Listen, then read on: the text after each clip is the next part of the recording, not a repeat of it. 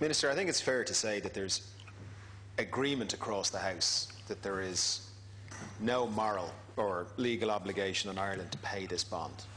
And I agree with your own assessment from last year that it is a disaster and it is an obscene thing for us to be doing. So given that, taking that for granted, I'd really like to just understand why we're doing it. In your own speech last December, you dismissed the contagion argument, and I agree with your assessment.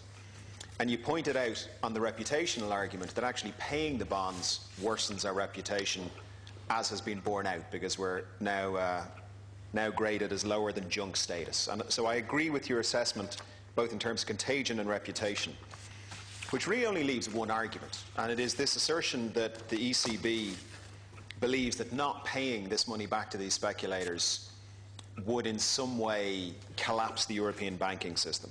Now, the IMF doesn't agree with them, as many people don't agree with them. But the argument, my understanding of the argument is therefore that the ECB is forcing us to pay these speculators, and if we don't, they have one of two options available which they will invoke. One is that they will increase the interest rate for the emergency liquidity assistance, and or they will remove the emergency liquidity assistance. Now, doing either of those things would destabilise the Irish banking system and would cause exactly what it is the ECB is asserting it's trying to avoid. So within that context, Minister, I'd really appreciate your opinion or position on the following two pieces. One of which is, why do you think the ECB threat is credible if carrying out that threat on behalf of the ECB will cause what they're trying to avoid? And secondly, has the government done a risk analysis of the cost of the ECB pulling either of these triggers relative to the costs of paying the bondholders? Thank you. Thank you. Deputy Wallace. 2 minutes. Thank you, Nicola, and thank you for selecting the topic. Minister, as we've established long before now, I also accept that you've been dealt a terrible hand and you've been placed in a terrible place. But I do think that the goalposts have moved in Europe, and I don't think we should be continuing to give the impression to the Europeans that things maybe we're eager not to be negative, we're eager to be positive, and there's nothing wrong with that. But I actually think we're probably not calling our position quite as stark as it might be. And I'm wondering if Merkel is quite aware of just how difficult things are here for a lot of Irish people. And I mean, it's all very well for her to stand up in the Bundestag and say nice things about us and about how well we're doing and all. But I'd like her to come over here and just have a look at a few of the things that are going on here at the moment because of the austerity measures that we've been obliged to use. The fact that the domestic economy is in such a poor place. Life is so difficult for 450,000 unemployed. I mean, the fact that we're cutting support, SNAs, language support, learning support to the marginalised in our society. I mean, and we're closing hospital beds in order to balance budgets. I mean, maybe if she came over here, maybe she'd be a little bit more sympathetic. And I was really interested to read, I'm forever quoting from different people that write in the papers, but there's a guy in The Guardian today, and he's just speaking on the Greek situation. He says, Greece quitting the euro of its own accord would probably come as a surprise to policymakers in the EU. They never really intended to drive Greece out, since the risk to banks would be enormous. Misled by the meek attitude of the Greek government, they imposed even harsher measures, imagining they were doing Greeks a favour. Someone in the bubble of Brussels should have told the decision makers what was really happening among Greece grassroots. Thank you, Deputy. I hope, Minister, would it be possible that maybe Merkel could be given, maybe she might be more sympathetic if we gave her a more clearer view of how difficult things are for a lot of people? Thank you. Thank you. Minister. Well, I'll read the prepared reply first, and then I'll answer the questions if we have the time. It has always been my position that given the significant cost of Anglo and INVS, now known as IBRC, to the Irish state and the Irish taxpayer, there should be no repayment of unguaranteed senior unsecured debt. To avoid such repayments, the most logical option would have been to put the bank into administration. This was an option available to the previous government, but instead they put the taxpayer on the line for the liabilities of IBRC. If we were to suspend payments to creditors in IBRC, this would have a significant impact on both the bank and ultimately the state. The senior debt, unsecured as it is an obligation of the bank. If the bank does not meet such obligations, it would lead to a default, and following that, most likely insolvency. Insolvency would result in a significant increase in the costs of the state to resolve IBRC. In the period from the introduction of the guarantees in September 2008 and the 31st of December 2010, the previous government allowed substantial repayments of around 20 billion of senior debt to IBRC. And wouldn't you gag on the hypocrisy of a party leader getting up today complaining about a repayment of $750 million when they had already paid themselves up to 20 billion back to the creditors of Anglo Irish Bank. Since coming into government, we have explored options with our European partners in relation to senior debt burden sharing. As I stated after my meeting with the ECB President Trichet and Commissioner Rehn last month, our European partners expressed strong reservations about burden sharing with senior bondholders in IBRC. Mr Trichet voiced his opinion that he is against such action for two reasons. Firstly, private sector involvement carries very significant contagion risk and may be inconsistent with encouraging private investors to return to markets. Secondly, he said Ireland had done particularly well over the summer. He mentioned the narrowing of bond spreads, and he said that he felt that anything to do with senior debt burden sharing might knock the confidence of the markets and the absolute commitment of the government to take once again its place in normally functioning markets. As a result, bond yields could widen again and we would lose the ground we had gained. Mr Trichet's views are echoed by Commissioner Rehn. The positive international commentary on Ireland has been created by the government's successful renegotiation of the Memorandum of Understanding, the introduction of the Jobs Initiative, the sizable reduction of the interest rate on the EU IMF programme, and the reduction on the costs of the banks to the taxpayer. The value of support, present and future, we receive from our European partners far outweighs any short-term gain from imposing burden sharing on these bonds in the face of European opposition to such a move. For example, 110 billion of funding is provided by the ECB and the Central Bank of Ireland to the Irish banks at a cost below which they could borrow on the market, 1.5% as we know. This is in addition to the 85 billion set out in the programme with the Troika.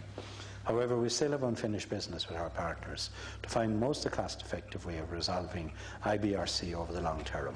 Technical discussions between officials are underway at present in relation to the IBRC promissory notes.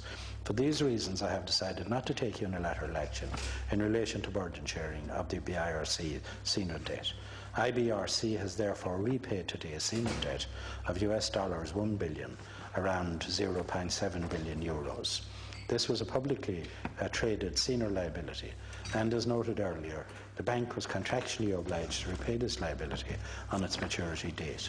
IBRC has announced the sale of their 9.2 billion loan book in the United States, and the process is continuing, and approximately 3.5 billion of gross loans has transferred to buyers. The net proceeds from the sale will allow the bank to repay these unguaranteed bonds and will also allow the bank to reduce their borrowings, including emergency liquidity assistance from the Irish Central Bank. It is important to state that the redemption of the bond will be made by IBRC. It will not be funded by the Exchequer. So that's the position I set out. I think both members, or at least Deputy Donnelly was in the House this morning when the Taoiseach read out the quotation from my predecessor, Brian Lennon, saying that when he had introduced the issue of burden sharing by senior bondholders with the European Central Bank back in December, he was told that if he pursued that course of action, there'd be no programme. So it's not just a threat of increased interest rates or a turning off of the tap of liquidity to the banking system. By the way, neither threat was ever made, but it's not just that concern. It's also the concern of the collapse of the programme. And if the programme collapses, we have to make the full adjustment in 1 year. And to reply to Deputy Wallace, that's when we'd really have problems in this country. If you had to make the adjustment which is paced out to 215 in 1 year so that your revenue receipts matched your expenditure, that would devastate the public services. Now, this is a judgment call. I mean, I don't like this. I don't like this, and I haven't changed my position on this. But it's a choice between two evils, as far as I'm concerned. And the choice we're making is the lesser of two evils. And it's my judgment and the judgment of the government that it's more in the interests of the Irish people to, grit our teeth and pay the bond and get Anglo to pay the bond, rather than defaulting, because default takes us over the edge of the cliff. And as the situation in Greece deteriorates by the day, could you imagine if, from the Euro's point of view, a second front was opened in Ireland by a default? It could bring the whole thing down. And I'm certainly not prepared to put the Irish nation or the Irish people or this House in that position. Thank you, and take that responsibility. Deputy Donnelly and Deputy Wallace, you have 2 minutes between you. Thank you, Minister. Just a few thoughts. On your prepared statement, the two arguments that you give from Mr Trichet, you yourself dismissed in opposition. You absolutely dismissed them. And I believed I agree with your previous analysis. I do not accept Mr Trichet's analysis. I do not accept that there is significant contagion risk from not paying bonds like today's bond. I simply think he's talking nonsense. And you yourself said exactly the same thing in this House, sitting in opposition less than a year ago. The question then, my question was around the ELA, and I'm right then in you're saying no threats have been made. Actually, the threat is the collapse of the IMF agreement. I think you just said no threats on the interest rate were made. Okay. And you said the real threat is on the IMF agreement. Now, the IMF agreement, as we all know, says nothing about these bonds. And therefore, we are not just being held to an IMF agreement, we are being held to something beyond an IMF agreement. And I would encourage the Minister to provide anything on the record to members of the House so that we can debate that and look at the cost-benefit analysis. I accept it is your judgment. But as fellow members of Parliament, it would be very, very useful for us to come to judgments. For that, we need more than your say-so. Thank you. Deputy Wallace. Deputy Wallace, sorry, just Deputy Wallace. Thank you. Minister, you're saying that if we were to refuse to pay the unsecured bondholders on this occasion, that it would likely result in Armageddon and that it would be a bit of a disaster. But given that, my point is that the rules are changing and things are not like they were in Europe even. They're different every month. They're changing, and they're going to change more as well. And bondholders are going to take it on the chin a lot more, not just the amount they're taking on Greece last week, but they're going to take a lot more haircuts in the next 2 years. And I honestly think that I'm not saying that we fall out with the Europeans, but I'm saying that I do think that we need to put more pressure on to give us a more fair deal. And the fact that everybody realises at this stage that bondholders are not going to continue to get all their money in the next 2 years. And I think it's time the ECB actually got real and took that on board in dealing with our problems. And rather than being dogmatic with us, telling us, you have to do this, you have to do that, I think they've got to be a little bit more leverage there. Thank you, Deputy Minister. 2 minutes to reply. The connection between the programme in which we're involved in and the repayment of senior debt, the bit that's on the record is what the late Brian Lenihan said in this House before Christmas of last year. When he said that, it was made absolutely clear to him by the European Central Bank that if there was any talk of burden sharing with senior bondholders, there'd be no programme. That's where the connection is between the two. Now, on the basis of no threats, no, they don't operate that way.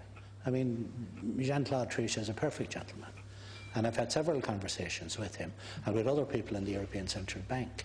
But it's also true that when I start discussing the possibility of burden sharing with senior bondholders, in the same conversation I'm always reminded of all the European Central Bank has done for Ireland and how they kept the Irish banking system going with liquidity. And even now, when we've reduced it dramatically through deleveraging and accessing funds on the wholesale market, it's still 110 billion. Now, they never threatened to raise the interest rate either, but it's also mentioned in conversation, you know, not only are we giving you all this money, but we're giving it at very favourable interest rates. And we will continue to do so. Well, you have to make up your mind. But I mean, these facts, well, I think there's a risk. These facts are put on the table in the politest possible way in the course of the discussion. And we did not make headway on it. But there was never any statement that the bank wouldn't continue to support us. And they have been very helpful to us elsewhere. Now, it's also my judgment that the best way to proceed is to continue to negotiate the programme. We did it in May, we did it in July, and we have set up a negotiation position to reduce the burden of the debt, and that will be ongoing into next year. And to do that successfully, we need the goodwill of the European authorities, and we have it. And that's why it's not that they're giving us pats on the head, but they actually think we're doing a good job, and they're prepared to work with us. And they have told us they will continue to work with us. And I agree with Deputy Wallace that the situation is evolving rapidly in Europe, but we haven't withdrawn from the renegotiation. Our primary commitment at election time was we would renegotiate the programme, and we're renegotiating it in phases. And we did the May phase, we did the July phase on the interest rates, and now we're trying to position a phase where we'll get a reduction on the burden of debt. And there are various ways of doing that. And it's the objective I have in mind, to take a tranche of debt off the shoulders of the Irish taxpayer, rather than the methodology of getting there. One option is pursuing the promissory note, and we're actively pursuing that. And that would be of great benefit if we could re-engineer the financing of that, and there'd be no default or no restructuring. But there are other options as well, and we're pursuing those also. Minister, that completes topical issues for today.